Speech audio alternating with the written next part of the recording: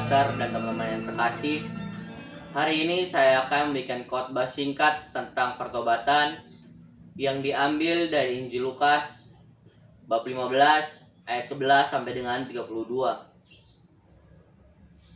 Saudara-saudari yang terkasih, sebelum saya mulai khotbah hari ini, ada suatu pertanyaan yang terlintas di dalam pikiran saya.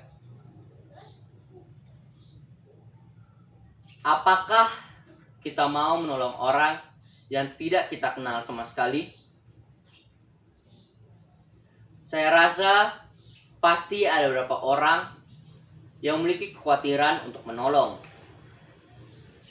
Karena kita tidak tahu nanti apa yang bisa dilakukan oleh orang yang kita tolong tadi. Bisa saja orang yang kita tolong mengancam hidup kita. Saudara-saudari yang terkasih, inilah keterbatasan kita sebagai manusia. Berhadapan dengan ancaman, berhadapan dengan kelemahan diri orang-orang yang kita jumpai. Kerap kali kebaikan dalam diri kita itu berhenti.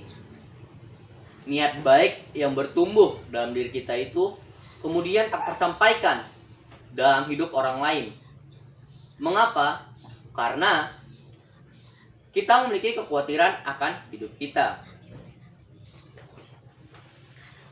Saudara-saudari yang terkasih, setelah kita membaca, mencermati, dan merenungkan bacaan yang tadi kita baca, yang dapat saya simpulkan adalah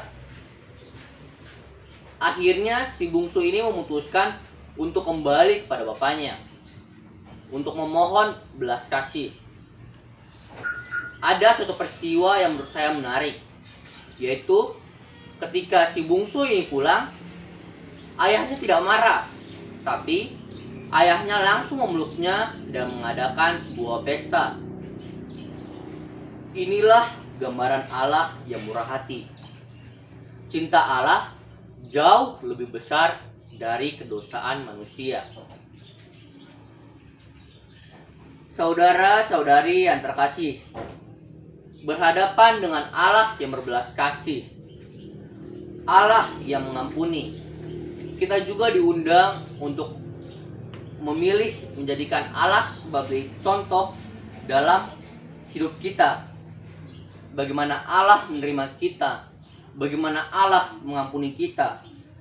Demikian juga kita melakukan pada orang yang hadir dalam sekitar kita, terutama mereka yang membutuhkan pengampunan kita, yang membutuhkan belas kasih kita, yang membutuhkan uluran tangan. Bahkan ketika mereka itu mengancam kehidupan kita, kita ditantang untuk menunjukkan pada mereka wajah Allah yang berbelas kasih. Apa yang bisa membuat diri kita berani untuk melakukan ini? Tidak lain adalah iman. Tidak lain adalah keyakinan diri kita bahwa Allah terlebih dahulu mengasihi kita. Saudara-saudari yang terkasih, kerap kali kita merasa tidak mampu, tak berdaya untuk menunjukkan pengampunan terhadap setiap orang. Saya teringat akan peristiwa penembakan yang dialami oleh Bapak Paus Yohanes Paulus II. Ketika beliau ditembak oleh seseorang, apa yang beliau lakukan? Beliau tidak marah, melainkan beliau mengunjunginya di penjara lalu memberikan pengampunan. Apa yang bisa membuat beliau melakukan ini?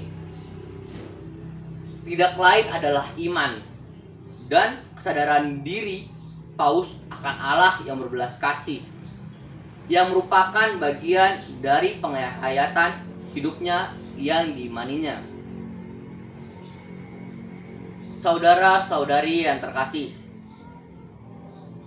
jadi inti dari perumpamaan tentang anak yang hilang adalah Allah tidak ingin semua yang diciptakannya hilang. Allah akan senantiasa menantikan anak yang hilang ini untuk kembali kepadanya sejauh manapun ia pergi meninggalkannya. Kemuliaan pada Bapa dan Putra dan Roh Kudus, seperti pada permulaan, sekarang, selalu, dan sepanjang segala abad.